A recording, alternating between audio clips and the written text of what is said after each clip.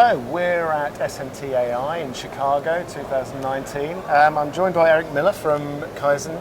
Yeah. Thanks for joining us. Appreciate it.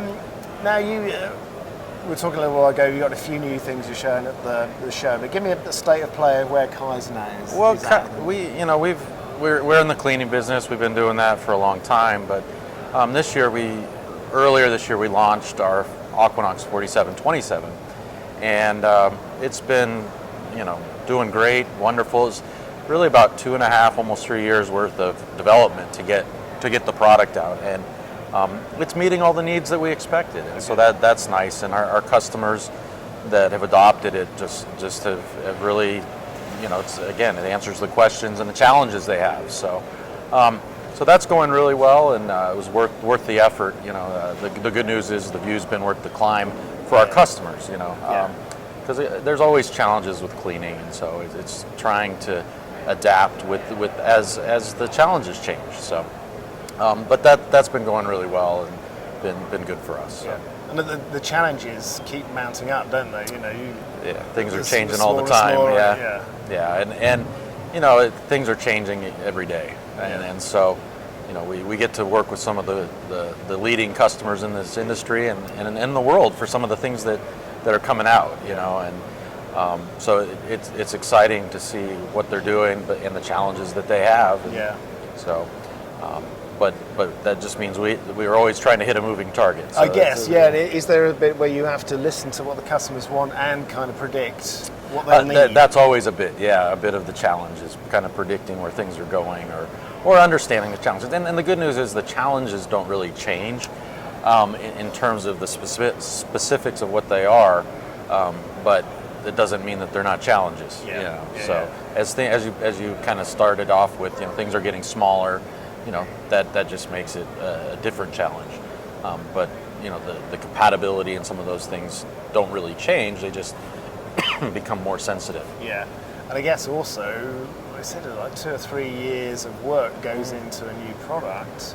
You've still got to keep abreast of what is changing on a day-to-day basis. Correct, yeah. And again, part of that also becomes regulatory changes too.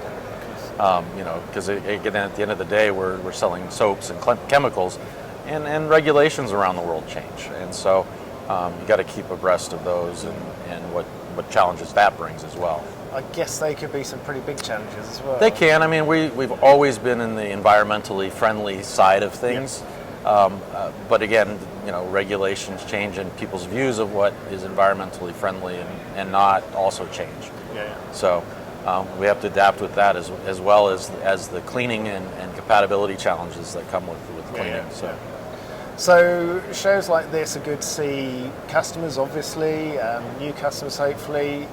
Do you get, this kind of thing, do you get a lot of feedback from a show, or is it very much when you go and see your clients? It's a mixed bag, really. You get clients that come see you at the show, and they have some specific things that they're looking for, and you find new opportunities there. But again, we really solve the problem sitting with the customer, usually at their facility, trying to fix the challenges and address the challenges that they have, and those usually happen a lot more at the customer site. Yeah, and they're not just buying a cleaning product; they're buying into your knowledge base, aren't they? That, and they're buying into a process, because cleaning is only one step in a much larger process to produce whatever widget or technology is being driven. So so they're really buying a process. It's not only what's happening in the cleaning, but before and after, and how does it all come together and give them a streamlined process. We're living in times where technology in the industry is changing very quickly. What bits of it excite you? What makes you get out of bed and go to work? What's interesting is we often get focused on that whole process, and we lose sight of what the end products are sometimes. And so one of the things that I appreciate now more than I ever did was definitely getting to see what our customers' end products are. Yes. And how they get applied, because I think sometimes you can get wrapped up in the heart of what you're looking at, not step back and say, wow, that what they're doing is really cool. Yeah. Yeah, I And- bet sometimes you don't even, you could actually Sometimes you don't say, even know, yeah. but I later as I've progressed through my career, I've really taken the time now to make sure we understand the end products of what our customers are doing, and that's a lot of fun because there's some really cool technology that is just, as you said, coming out every day, and so it's fun to see. How long have you been at Kyzen? Have been with Kyzen 20 plus years. Right, so you've seen a few changes. I've seen a few changes along the way, yeah. So, what bit of advice would you have given to yourself 27 years ago then, if you could? what bit of advice? Yeah. Enjoy the journey. You know, you're going to have good days, you're going to have bad days, but it's a journey. So just enjoy it. You know, and don't take yourself nearly as seriously as people think they should. You know, life's a journey, and just enjoy it. That's good. So, is there anything on the horizon that you're looking at? Yeah, we've been developing some more maintenance type materials for stencil cleaning, both off stencil and offline and online, kind of using the same product.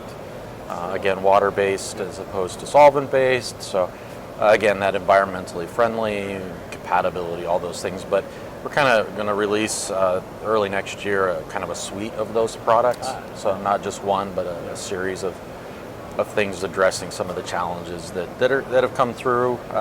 Again, as the technology changes. So and taking a lead in environmental issues is hugely important now. And as there's vastly more, huge more amounts of technology being used in everyday applications. So it's a car that was traditionally mechanical is now mostly electronics. So manufacturing goes through the roof, and we do have to.